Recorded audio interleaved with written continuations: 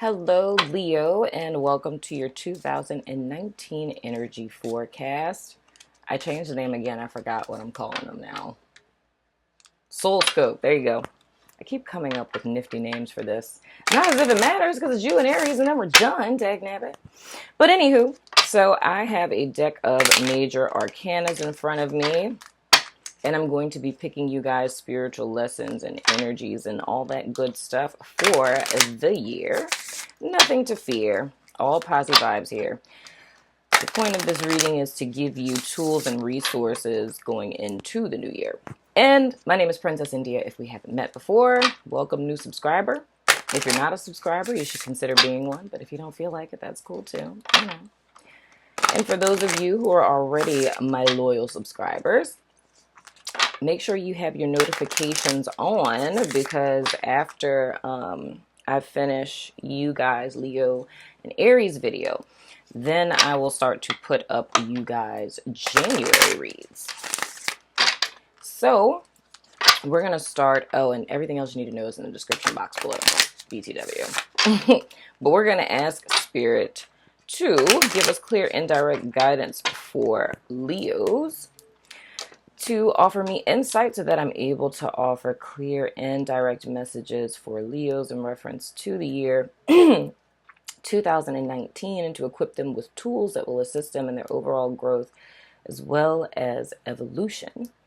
Spirit, I ask you to give me the ability to make these messages clear and concise, and only, of course, messages that will contribute to the highest good of Leo, messages that will give them hope and optimism as they enter the new year. And I thank you in advance, Spirit, because I know you're good for it. Dagnata, son of a gun. So, Leo, how have you been? Second from the bottom. You know I had to tease you. I'm sure you guys have been well.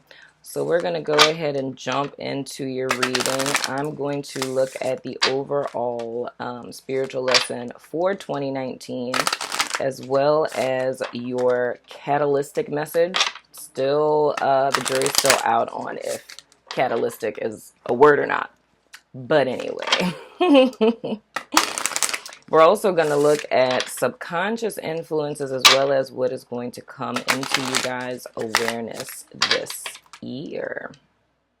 And then after that, I have a deck of universal truths, from which I'm going to pick a card for you guys for additional guidance, aka the meditative mantra going into 2019. And of course, this video is crafted for the purpose of being a resource for you all year. So for whatever it is that you have planned in 2019, in the event that you feel like you've gotten a little off track or just need a little motivation, come back to this video at any time. I'm going to make a separate playlist for it. But anyway, so overall energy for my Leos is the Hanged Man. 2019 will be a year of surrender. Surrender in a good way. It's surrendering to flow, surrendering to spirit, surrendering to divine timing, and more or less the freedom to relinquish resistance. So whenever you find yourself in a situation that would seem as though there's no way out, it's learning to find peace amidst the chaos, to know that you are the author and finisher of your fate, and that you're co-creating with spirit, right?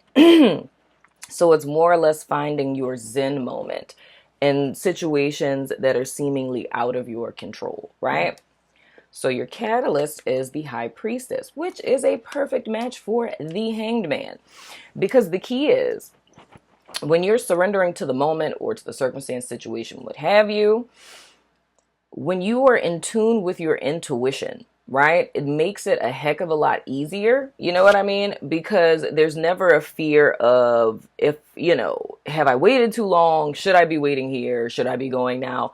All of those things are kind of like diminished by the simple fact that the true thing that you're waiting on is for that unction from your inner GPS system, that of which is your intuition.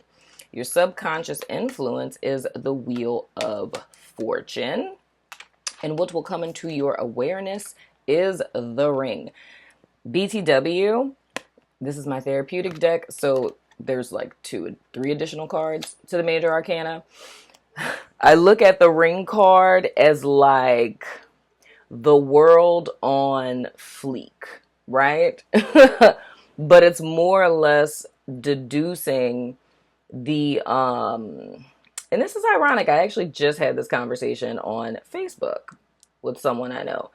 Um it's deducing the concept of the world from a macro level, like unification, oneness, to more of a micro level. And I actually just had this conversation on Facebook, believe it or not.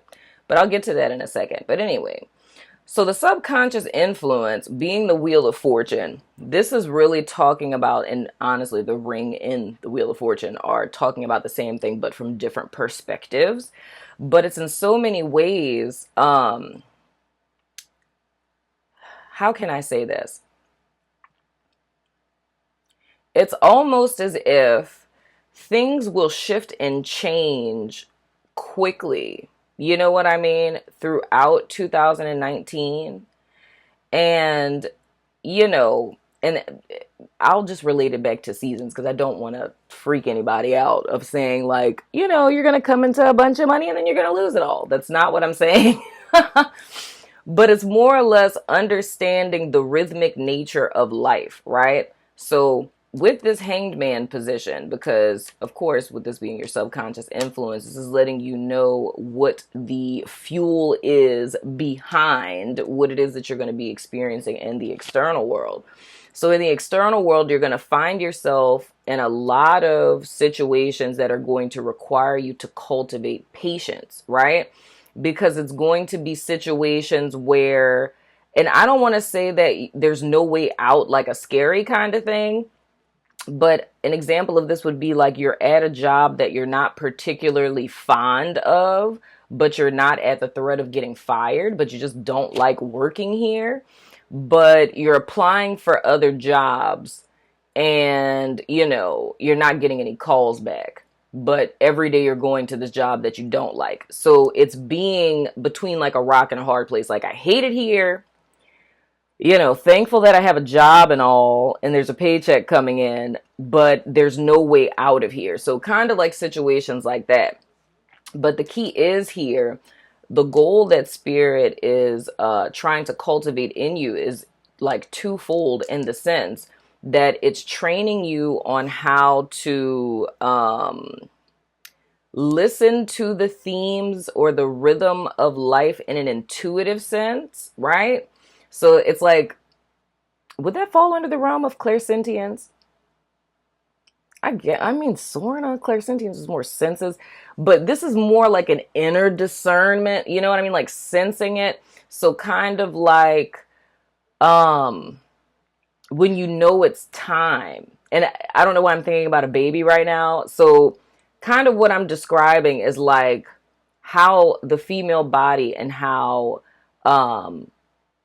a fetus to say that I'm a mother, I should know, is it a fetus when it's full term, or do we just call it a baby? Well, I think it would be a fetus. It's not like I called it a zygote, leave me alone. Anyway, but it's like how a fetus knows that it's mature and it's time for birth, or how a woman's body knows it's time for birth. It's like there, unless you're induced into labor, there is no time clock or a button that you press or something of the sort that induces it. It's as if the baby in the mother's body in time know, okay, this is it. It's time to get this thing going, start the new cycle. So it's more or less needing to become comfortable, and there needs to be a sense of serenity, surrender, and peace that the hangman possesses. Because for those of you who don't know, that's the guy that's like hanging from the tree upside down. But there's a need to be serene and still in that space, and learning how to exist in that space so that you can hear and attune to the waves of spirit. And I hope this is making sense. But okay, another example with nature would be when you can tell that it's about to rain, not because you heard thunder, but you can smell the rain in the air, and it's like, I think it's about to rain. You know what I mean? Or I didn't know it was going to rain today. It's like those little, not subconscious, but those little hints in life that kind of exist underneath it all that we're keen to. It's bringing those things into the awareness as a framework for what spirit is trying to cultivate with you utilizing your intuition. So the same way that you can sense in the air when a storm is coming or when it's about to rain, or the same way that a mom's body and a baby can sense that it's time for the birth process to begin.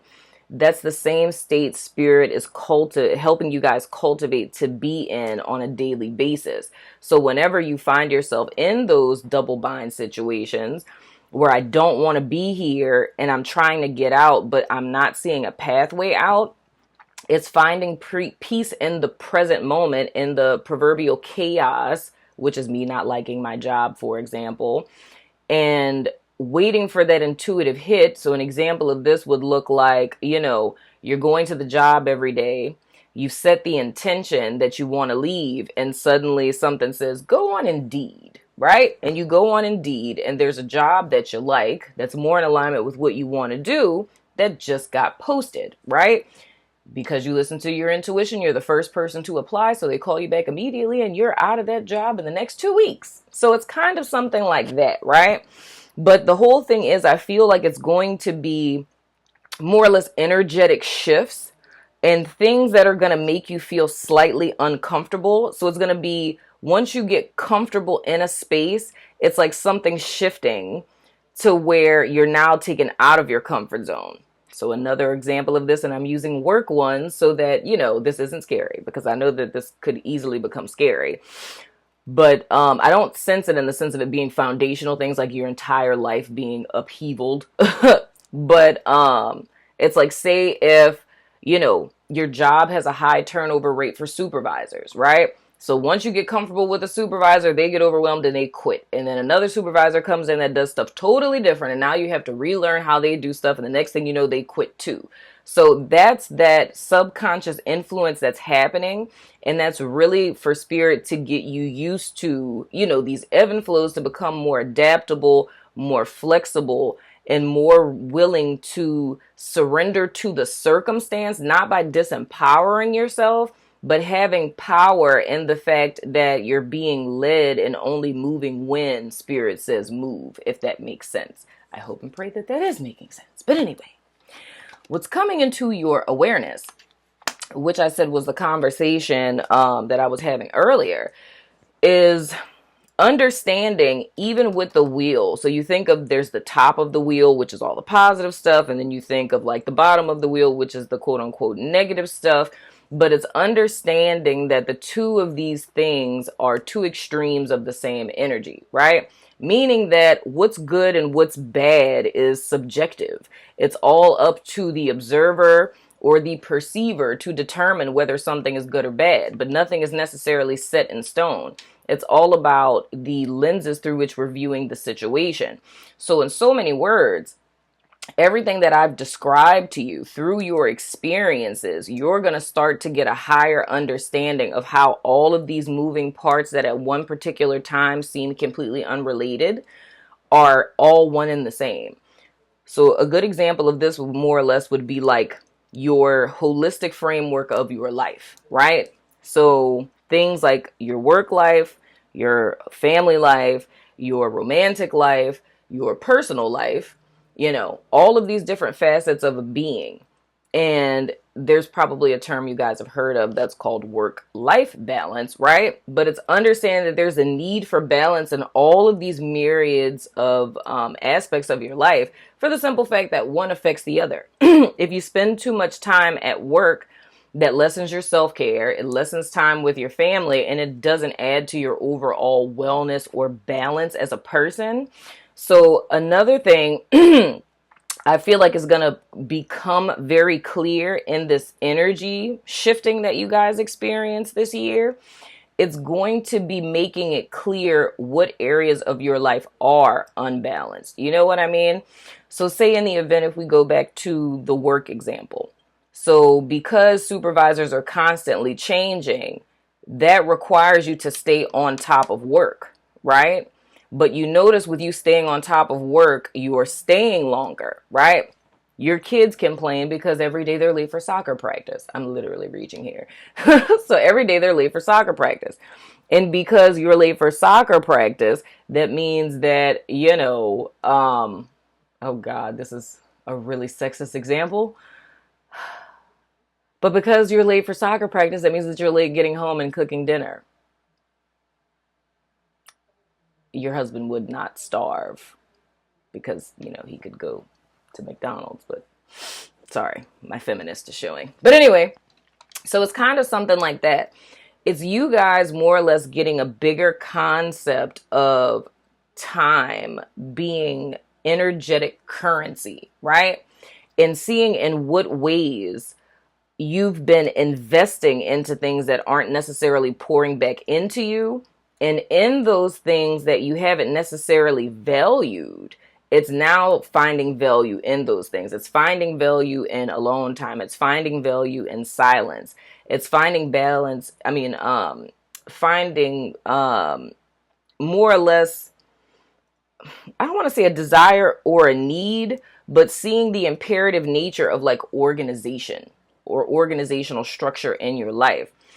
And most importantly, in all of this, leaving time for yourself, right? Because it's just the sense that I get with this is almost Leo feeling like, not that you're at the will of life, but almost like you're being slave driven by the clock in experiences. You know what I mean?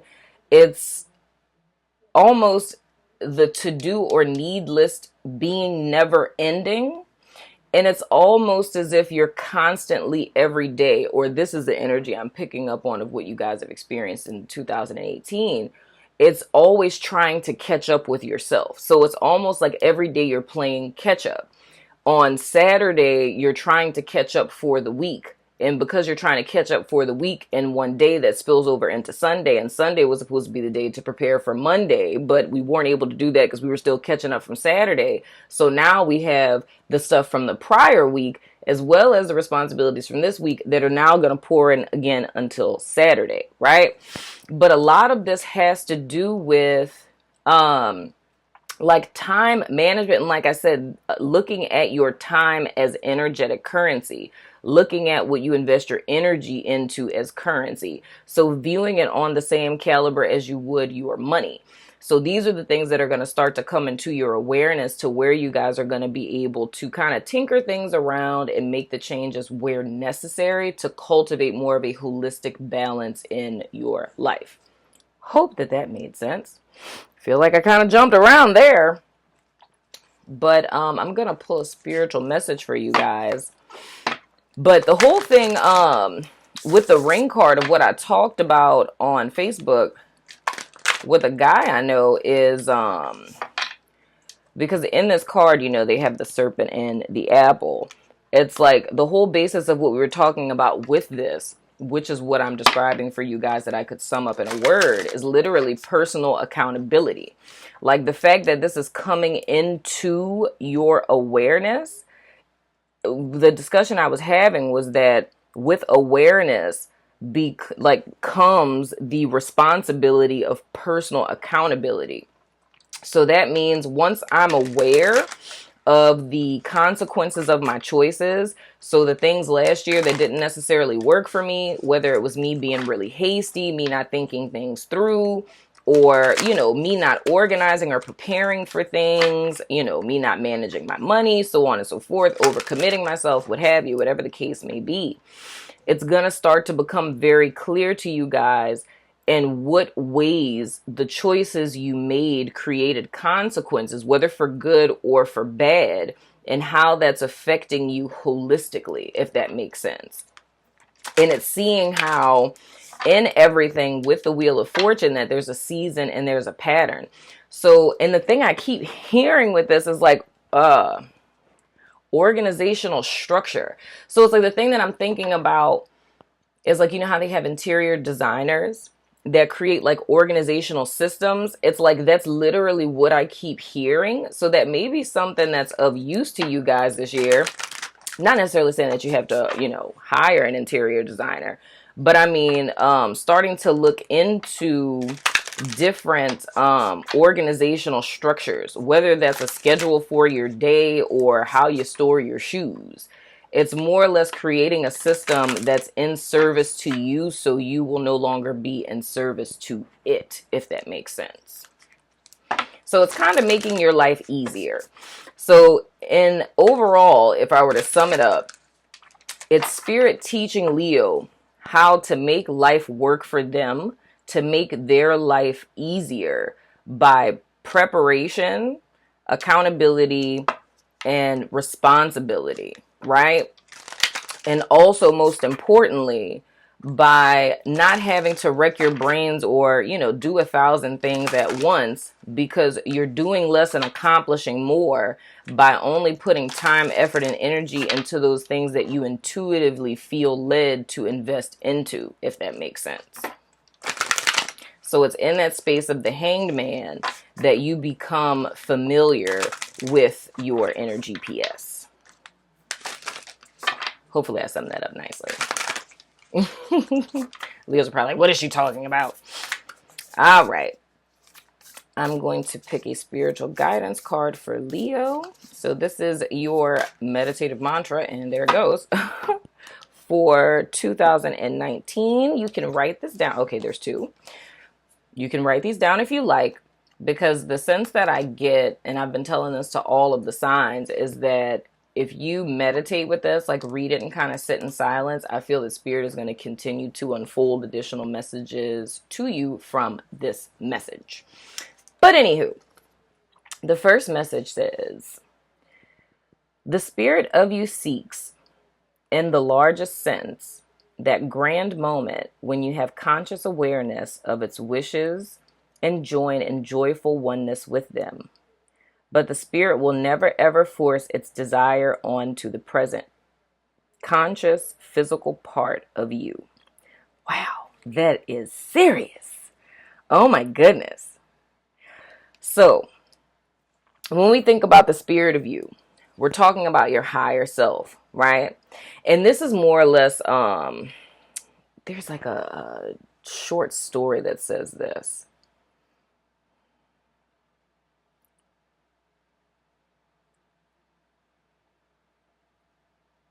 Why does the mind fear what the heart has to say? It's like an old Japanese proverb, if I'm not mistaken. Why does the mind fear what the heart has to say? Let me see if I could find this for you guys, because if that came up in my mind, that is so relevant.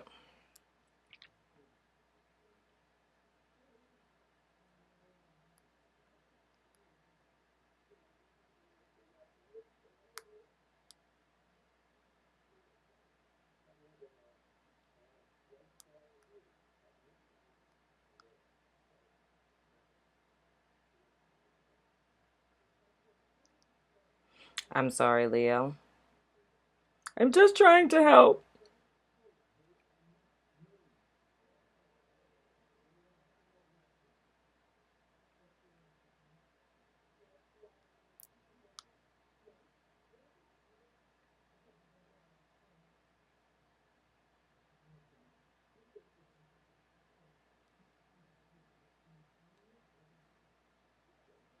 If I don't find it in this next second, then I'm going to toss it up to the wind. And I'll have to post it somewhere else.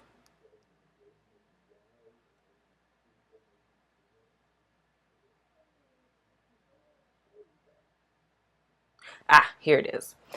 Why does the mind run like crazy when the heart wants to say something?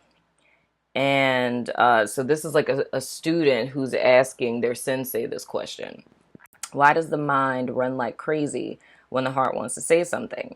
Mind is always afraid only of one thing, and that is your heart. Because mind is basically meant to be a servant, but has managed to become the master. The mind is aware that if at any moment the heart wants it, his mastery will be gone. So whenever the heart wants to say something, a fear arises in the mind. It wants the heart to remain completely dead. It wants man or woman to become completely heartless. And it has succeeded all over the world in making people heartless. But once in a while, a few people escape from the slavery of the mind and start asserting the rights of the heart. This is the greatest revolution there is, the revolution of the heart against the mind. So in so many words, the spirit of the heart is a gentleman, right? And will not impose itself. So it's more or less the heart taking over and being the central force from which man operates. It has to be something that's welcomed. It has to be a journey path within in which one surrenders to the heart space. There goes your hanged man, right? The pathway to the heart is through the intuition. So more or less where all of this comes full circle is in these experiences of this up and down and spirit trying to work your intuitive muscles and get you comfortable to being stuck physically to where the only thing that you have, and this is very much like it was for Aquarius, where you have no choice but to rely on your intuition because there are no answers in the external world, right? Once you master that, then you ascend to another lesson, which will be opening your heart space so that you can become full circle. And that's where I was talking about in the beginning about the micro and the macro level. So with the ring, that's like micro level of the world, which is macro level. So it's you creating that unison within yourself, stepping back into your power in the space of the heart. So there being a power coming from within as opposed to without, which would be pseudo power, right? And you guys aligning with that by your choice, right? And a lot of those little meticulous things like organization or time management or understanding your time or your energy as frequency, these are all training modules, I guess you would say, to the deep spiritual work that you guys are going to be going into doing towards the middle or the end of 2019, or maybe even the beginning, depending on where you are in your growth process. So these are all things that are preparing you through tangible means to show you how to do this energetic work that you guys are stepping into. But that's super freaking dope, dagnabbit son of a gun. Anyway, so next card says, are you going to be in a place called fear or in a place called love? Where are you? And where are you coming from as you encounter life? That's beautiful too. Dang, y'all got the good cards. So in so many ways, this is making you aware of the space from which you are creating from. With everything that you do, it's a question when you're weighing your options on if you're coming from a place of love or fear. When you're, so kind of we go back to that work example. It's like when you're looking for this other job, is your desire for another job coming from a place of love or fear? Because at the root of everything, if we boil down all human emotions, at the root of all emotions, there are only two, and that is love and fear. And most would think that it's love and hate, but it's not. It's like hate is just a distorted form of both love and hate. It was once love, right? Of love and fear, excuse me. It's a distorted form of love. It first began as love and admiration, and it descended to the spectrum of fear and manifests as hate, right? But hate can't exist without having loved first, right? So the key is here, with those being the two base emotions that we co-create from. So if you look at it as light and dark, light would be love, dark would be fear. So that then becomes, you know, what space am I choosing from? What space am I creating from? Or which tree is my fruit coming from? Am I looking for a job because I'm afraid of something? Am I trying to avoid something? Am I trying to defend from something? Or am I creating from a place of love in the fact that It's a sense of, um, if you look at it like people you could help. Like the United Way is hiring, and I could work with this people, you know, these particular people. So it's like I want to leave because I want to be able to, you know, give of myself to others, right? So that's something to keep in mind in 2019, whether it be with your thoughts, whether it be with your actions, decisions, what have you, is taking some time out to ask yourself what place you're choosing from or what basis you're standing on, love or fear. So, Leo, that has been your 2019, what did I call it? Soul scope, energy forecast, what have you. Let me know in the comments what you think. I love your face, and I will see you guys sooner than later because your January reads are coming out. So, deuces.